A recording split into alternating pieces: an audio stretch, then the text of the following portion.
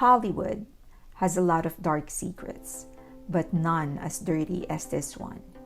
Did you know Hollywood relies on Asia financially? Yep, Hollywood's biggest market is Asia. They need Asia's money. Many Hollywood films would have lost money if it wasn't for Asia. And many Hollywood movies only made money because of Asia. Well, China to be exact. If you want to expand it, China, Japan, South Korea, and India are the biggest markets. So when China wants Hollywood to cut a scene, Hollywood cuts it. When China doesn't like a story, Hollywood doesn't write it. Do I have receipts? I am so glad you asked. Hi! Don't forget to hit that like, subscribe, and notification button. I would really appreciate it. Now back to the video. China, Japan, South Korea, and India are bigger than the US and Canada markets combined. Well, actually, China alone is bigger than the US and Canada combined. And that has given China so much power over Hollywood. China has never been shy in using that power. Have you noticed that no Hollywood movie has any Chinese antagonist? And with all of Hollywood's respect for its creative independence, it has edited, revised, and recreated versions of their movies just to get a chance at being shown in China. In 2006, Mission Impossible 3 filmed some scenes in Shanghai.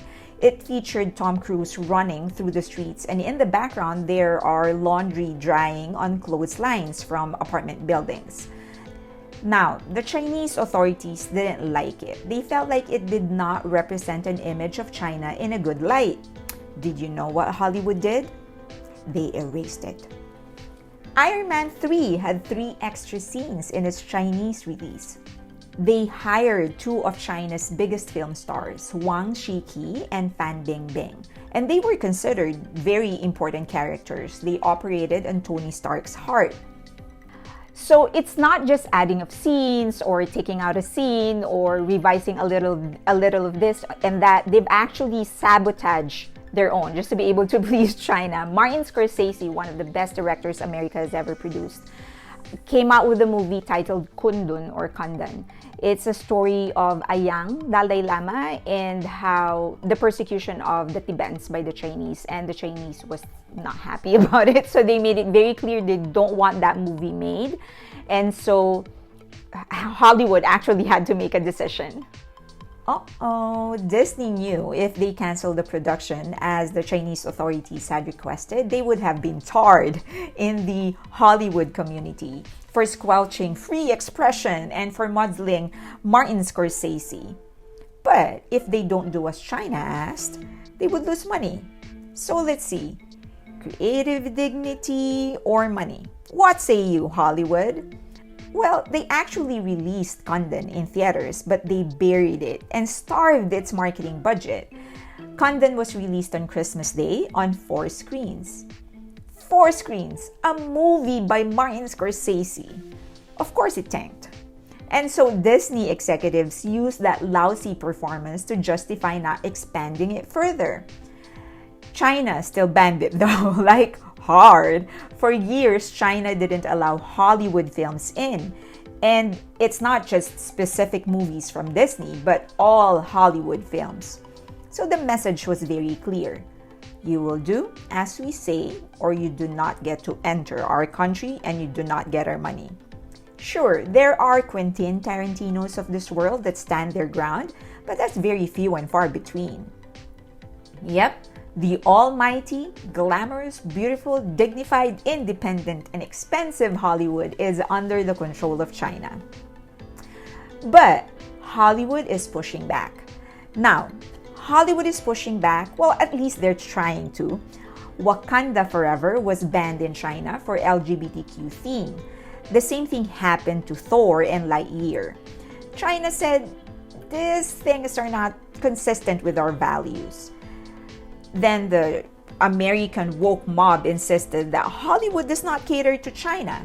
So China said okay and moved on.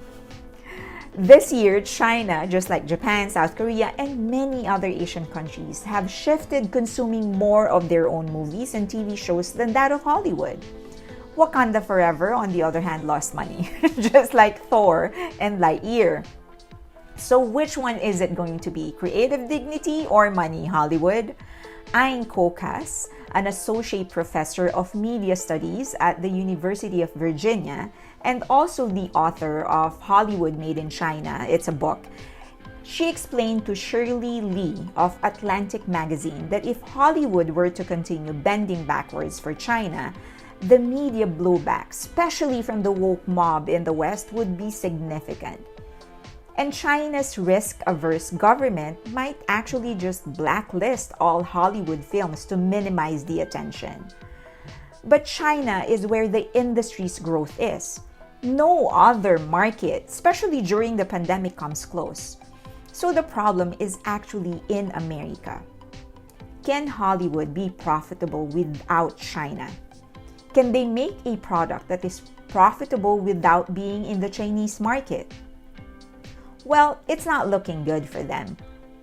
All the movies that have been banned in China have lost money. And the US economy isn't exactly booming. People are still trying to hold back as much of their cash as possible.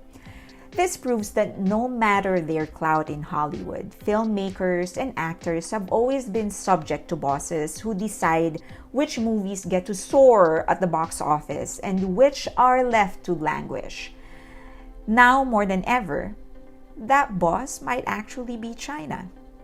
Let's just remember that Hollywood, just like any other industries, they have a lot of people that are relying on them to make a living, and some of them are not interested in politics or any of that. They're just trying to make a living. So let's always think about that.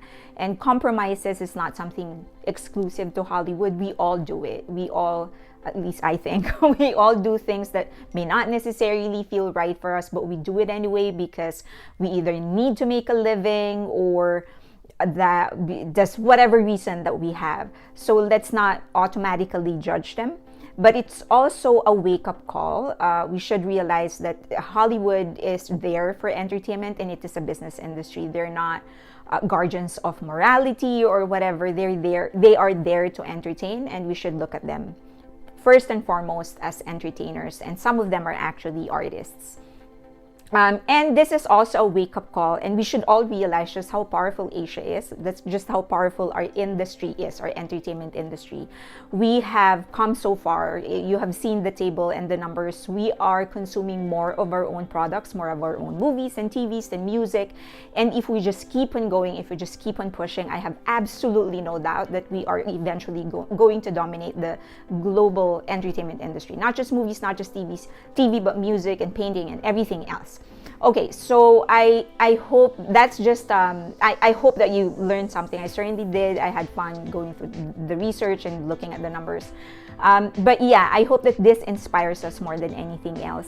And I've taken a lot of artistic license as I did the video. I may have sounded like I'm judging Hollywood. No, I'm just trying to make everybody realize that just like all the other industries in any part of the world, Hollywood are making their own concessions, they're making their own compromises, because just like any other industry, they do need to earn money. Okay, so thank you, and please don't forget to like, subscribe, and hit that notification button. And if you have requests, comments, just leave them in the comment section below, or you can get in touch with me in any of the social media links that you see on your screen right now. Thank you so much. Till next time.